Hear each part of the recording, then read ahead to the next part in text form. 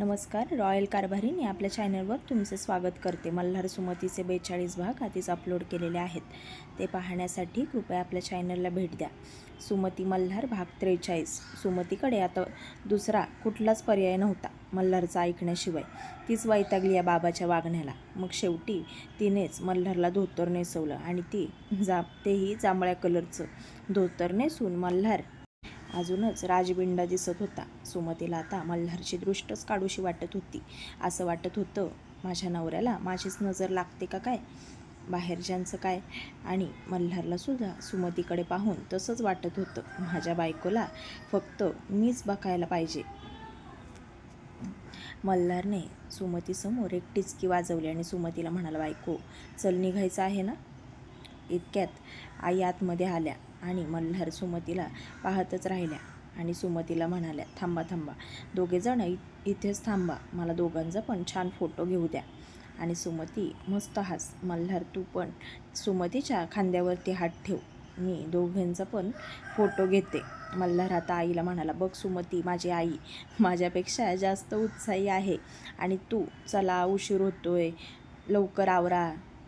अगं एखादी म्हटली असती, एवढं छान तयार झालो आहे तर मस्तपैकी फोटो काढूयात आपण. आणि सुमती नंतर बाबांसोबत सुद्धा भरपूर फोटो काढूयात. आई, मावशी आणि सुमतीने भरपूर फोटो काढले आणि मल्हारने सुद्धा त्यांचे तिघांचे फोटो काढले.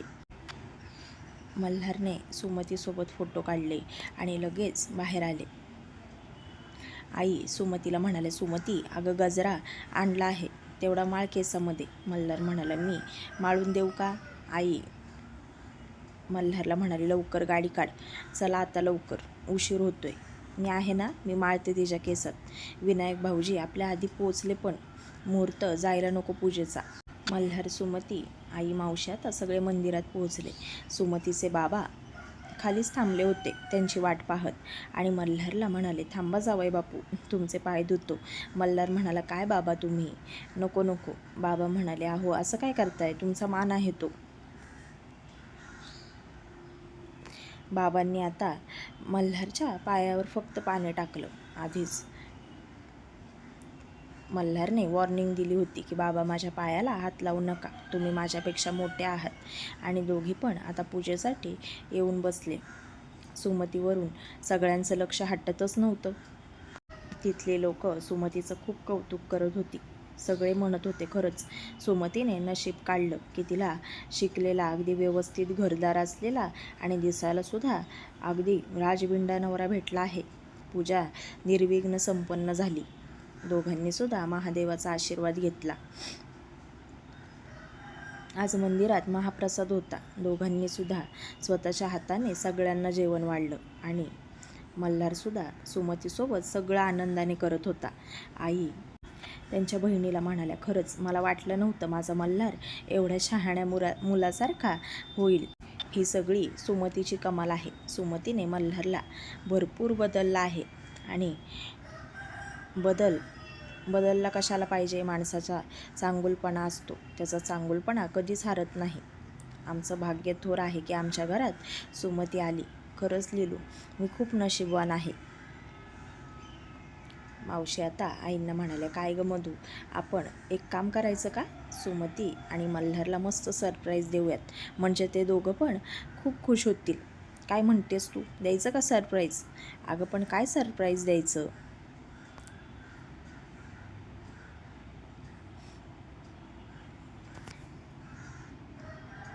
मावशी आता आईंना म्हणाल्या, कान इकडे कर.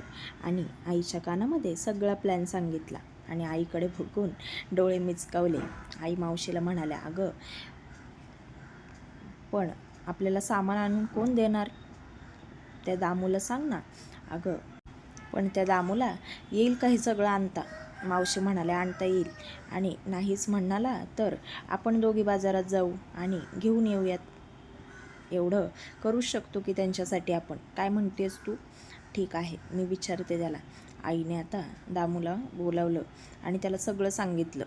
दामू म्हणाला, ठीक आहे बाईसाहेब, सगळं काम होईल.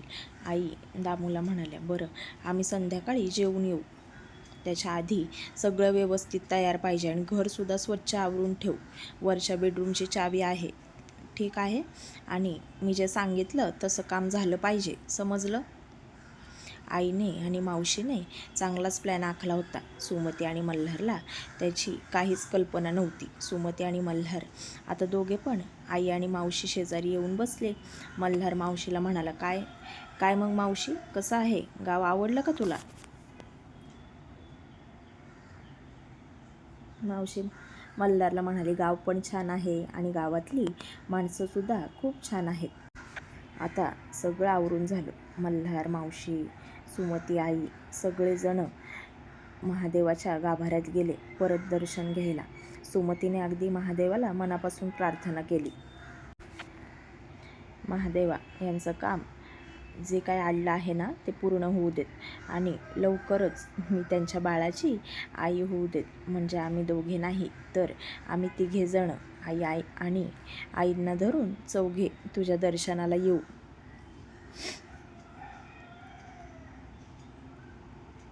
मल्हार सुमतीला म्हणाला, सुमती, झालं का देवाकडे मागून? सुमती आता गालात हसली आणि मल्हारला म्हणाली, तुम्हाला कसं माहिती मी देवाकडे काहीतरी मागत आहे? मल्हार म्हणाला, दुसरं काय मागणार आहेस तू माझ्या सुखाशिवाय? सुमती म्हणाली, तुमच्या सुखातच माझं सुख आहे आणि तुमच्या प्रगतीमध्येच माझंसुद्धा वाटा आहे, एवढं लक्षात ठेवा. मल्हार म्हणाला, अर्थातच सुमती, तू माझी अर्धांगिनी आहेस म्हटल्यावर माझं जे आहे त्यातलं अर्ध तुझंच आहे की. आई मनातल्या मनातच म्हणाल्या, खरंच महादेवा, यांच्या जोडीला असंच सुखात ठेव आणि प्रत्येक सुखादुःखात यांना साथ दे. मल्हारने 4 व्हीलर आणली होती, त्याच्यामुळे आता सगळे निघाले. बाबा पुढे बसले आणि सुमती आई आणि मावशीच्या सोबत मागच्या सीटवर जाऊन बसली. आई आता मल्हारची चेष्टा करायला लागल्या, काय रे मल्हार, सुमती मागे येऊन बसली आहे, करमेल ना तुला? सुमती पण आता लाजली आणि मल्हार आईला म्हणाला, आई, अगं किती ऊन आहे, तुम्हाला सगळ्यांना मस्तानी पाचतो, चला. आई मल्हारला म्हणाली, आमचं काय बाबा, आम्ही तुझे देशील ते खाऊ, पण तुझ्या बायकोला विचार, तिला पाहिजे का?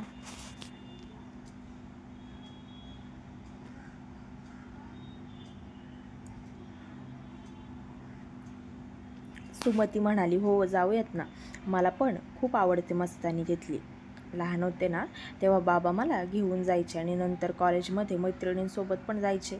अहो, आपण तिथेच जाऊयात. बाबा मल्हारला म्हणाले, जावई बापू, काही म्हणा, पण तुम्ही माझ्या लेकीच्या मनातलं बरोबर ओळखता. मल्हार आता बाबांना म्हणाला, बाबा, असंच असतं शेवटी, एकमेकांच्या आयुष्याचे सोबती झालं की एकमेकांच्या मनातलं ओळखावंच लागतं आणि एकमेकांबद्दल आदर पाहिजे, प्रेम असलं ना की सगळ्या गोष्टी आपोआप घडून येतात आणि मी तुमच्या लेकीवर भरपूर प्रेम करतो. बाबा म्हणाले, हां, ते खरं आहे जावई बापू, कारण की माझ्या सुमतीला तुम्ही खूप जपताय आणि मला पण खूप आनंद झाला आहे आज तुम्ही सगळे गावाला आलात. वहिनी, मी काय म्हणतो, तुम्ही अजून 2 दिवस राहा की इथे, कशाला जाताय घरी? आई म्हणाल्या, अहो थांबले असते, पण मल्हारला सुद्धा ऑफिसला जायचं आहे आणि जुन्या केसची तारीख पण आहे, त्याच्यामुळे फक्त आजचा दिवस आहे. उद्या आम्ही सगळे मुंबईला जाणार आहोत, जावंच लागणार आहे. ठीक आहे, काही हरकत नाही, तुम्ही 2 दिवस का होईना आलात, राहिलात, यातच आनंद आहे. मल्हारने आता आईस्क्रीमच्या दुकानाबाहेर गाडी थांबवली आणि सगळ्यांना मस्तानी दिली. तिच्याकडे सुमतीकडे बघून डोळे मिचकावले आणि सुमतीला खाण्याचा इशारा केला. बरं सुमती, लाजू नकोस बरं का, अजून 2-3 ग्लास पिलीस ना तरी तुझा नवरा तुला काही म्हणणार नाही, हवी तेवढी मस्तानी पिऊ शकतेस तू. सुमती मल्हारला म्हणाली, तुम्ही मला प्रेमाने काही दिलत ना ते माझ्यासाठी खूप आहे. थँक्यू. मल्हार आता सुमतीच्या कानात हळूच म्हणाला, आता थँक्यू असं स्वीकारणार नाही, माझे आभार एकदम मनापासून मानायचे, तेही रात्री, आणि कसलेच आडेवेडे घ्यायचे नाहीत, मला चालणार नाही, समजलं?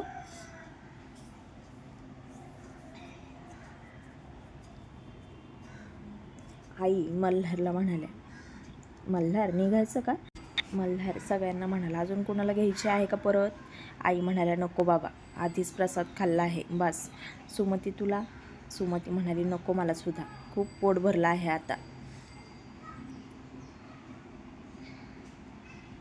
आता सगळे सुमतीच्या घरी आले आणि थोडा वेळ आराम करून जेवण करूनच घरी निघणार होते. आईने दामूला फोन लावला आणि दामूला म्हणाल्या, झाली का सगळी तयारी? दामू म्हणाला, हो बाईसाहेब, फक्त घराची खालच्या बाजूची साफसफाई राहिली आहे, तेवढी करायला घेतली आहे मी. आता आई म्हणाल्या, ठीक आहे, आम्ही थोड्या वेळात येतच आहोत, तू सगळं आवरून ठेव व्यवस्थित. सुमतीने आता सगळा स्वयंपाक केला आणि मावशीच्या आणि सुमतीच्या मस्त गप्पा रंगल्या होत्या.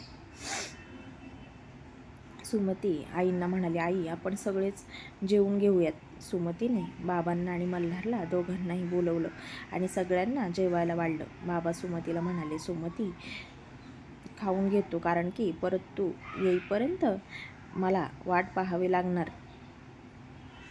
तुझ्या हातच्या जेवणाची. सुमतीला आता खूप वाईट वाटलं आणि तिचा चेहरा पडला. तिच्या डोळ्यातनं अश्रू देखील आले. लगेच मल्हारने तिच्या हाताला थोडासा धक्का दिला आणि नकारार्थी मान हलवली आणि तिला म्हणाला, रडू नकोस. मल्हार आता सुमतीच्या बाबांना म्हणाला, बाबा कशाला इतके इमोशनल होत आहे? मी तुमचा मुलगा आहे असं समजा मला. अहो, तुमची मुलगी माझ्या घरात नाही राहत, ते घरसुद्धा तिचं स्वतःचं आहे, हक्काचं आहे. त्या घरामध्ये तुम्ही कधीही येऊ शकता आणि तुम्हाला सुद्धा तुमच्या मुलीशिवाय कोणाचा आधार आहे? मला कळतंय की सगळं. अहो, तुमचं कोणी नाही असं समजू नका. उलट तुमची मुलगी ही तुमची होतीच, पण हा जावईसुद्धा तुमचाच आहे आता. त्यालासुद्धा आपलं समजा, परकं समजू नका मला. बाबा,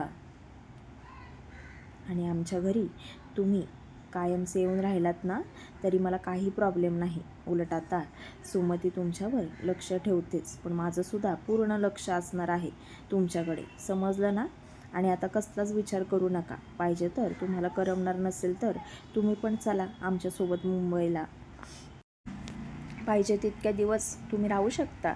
सुमती आता मनातच म्हणाली, यांना बाबांना म्हणतात चला म्हणून, पण मला म्हणत आहेत का तुला राहायचं तर राहा अजून 2 दिवस. बाबांची समजूत घालतात, पण ह्यांनासुद्धा करमत नाही माझ्याशिवाय. ते कोण सांगणार? बाबा म्हणाले, तुम्ही बोललात ना, हेच खूप झालं आणि मी आता अजिबात मागे पुढे पाहणार नाही. आता माझा जावई नाही, माझा मुलगाच आहात तुम्ही आणि तुम्ही म्हणताय ना ते मला पटतंय. सुमती बाबांना म्हणाली, मग काय, मी तुम्हाला तेच सांगते बाबा, तुम्हाला कधीही माझी आठवण आली तरी राहायला या. सगळ्यांचं जेवण झालं आणि आईने दामूला फोन लावला. दामूला विचारलं, झालंय का रे? दामू म्हणाला, हो झालं आहे, तुम्ही या. आई म्हणाल्या, ठीक आहे. सुमती बाबांना म्हणाली, बाबा निघते मी. मल्हारने आणि सुमतीने बाबांचा आशीर्वाद घेतला आणि आता सगळे फार्म हाऊसवरती आले. आई आणि मावशीची कुसूरपुसूर चालली होती आणि सुमतीचं सगळं लक्ष त्या दोघींकडेच होतं. सुमती आईंना म्हणाली, आई काय हो, काय झालं? आई म्हणाले, काही नाही. कुठे काय?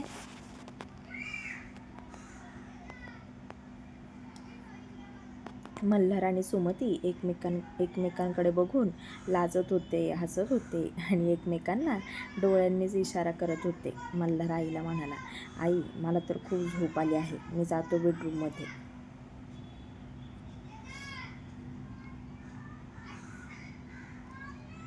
असं म्हणाला आणि सुमतीला डोळ्यांनीच इशारा केला, आतमध्ये ये. आई मल्हारला म्हणाल्या, मल्हार तू एकटाच चालला आहेस का? सुमतीला पण सोबत घेऊन जा, जोडीने बेडरूममध्ये जा.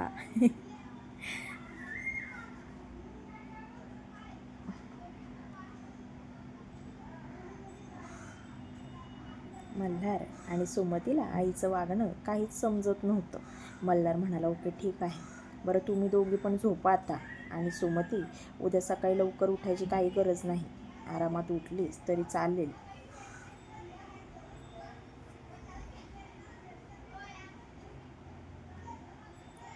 का हो आई? अगं का हो काय, आज किती धावपळ झाली तुझी, मग आरामात उठ. चला जावा आता झोपा असं म्हणाल्या आणि आई आणि मावशीसुद्धा झोपायला गेल्या बेडरूममध्ये. त्या गेल्या तशा सुमती लगेच मल्हारला म्हणाली, सासू असावी आईंसारखी. आणि मल्हारने आता सुमतीला उचलून घेतलं आणि तिला डोळा मारला आणि तिला म्हणाला, नवरा असावा मल्हारसारखा. पुढील भाग पाहण्यासाठी चॅनलशी कनेक्टेड राहा. आणि काल सगळ्यांनी मला कमेंट केल्या की ताई तुम्ही नवीन स्टोरी का चालू केलीत, मागचे भाग आधी पूर्ण करायचे. पण मल्हार सुमतीची स्टोरी आता मी संपवणार आहे. अगदी थोडेच भाग मल्हार सुमतीचे राहिलेले आहेत. त्यामुळे मल्हार सुमतीचे थोडेच भाग आता चॅनलवर येतील आणि ही स्टोरी संपेल. आणि रागिणी सतीश आणि विलास गौरीची स्टोरी ही कंटिन्यू चालू राहील.